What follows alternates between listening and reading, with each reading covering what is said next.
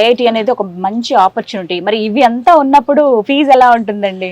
ఇప్పుడు ఈ యూనివర్సిటీ వచ్చేసి జేకే గ్రూప్స్, ఇప్పుడు మనము JK cement, JK tiles, JK industries ఉన్నాయి. అరౌండ్ ఒక 150 డిఫరెంట్ ఇండస్ట్రీస్ వీళ్ళ దగ్గర ఉన్నాయి మేడం. 100% స్కాలర్షిప్ స్కీమ్ కూడా యూనివర్సిటీలో ఉంది.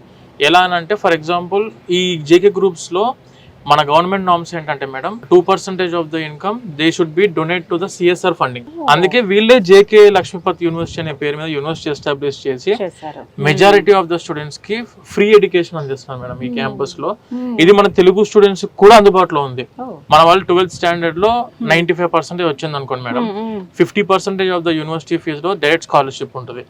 అంటే 2,80,000 కట్టాల్సిన దగ్గర 1,40,000 కడితే చాలు. వెన్ కమింగ్ టు 80-85% ఆ రేంజ్ లో ఉన్న వాళ్ళకు 30%, 75-80 ఆ రేంజ్ లో ఉన్న వాళ్ళకి 20%. చాలా అంత బాగా చదువుకున్న వాళ్ళకి ఒక గిఫ్ట్ అని అనుకోవచ్చు మేడం. స్టూడెంట్ కి ఏంటంటే ఎడ్యుకేషన్ లోన్ కూడా మనకి యూనివర్సిటీతోని బ్యాంకులన్నీ టైఅప్ అయి ఉన్నాయి. వితౌట్ ఎనీ సింగిల్ పైసా, ఒక్క పైసా కూడా మనం ఖర్చు చేయకుండా ఎడ్యుకేషన్ లోన్ వెళ్ళిపోవచ్చు direct student.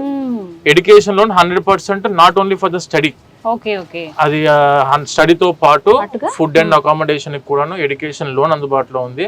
Without any collateral direct గా ఈ యూనివర్సిటీలో జాయిన్ అయిన స్టూడెంట్స్ కి 100% ఎడ్యుకేషన్ లోన్ అందుబాటులో ఉంది.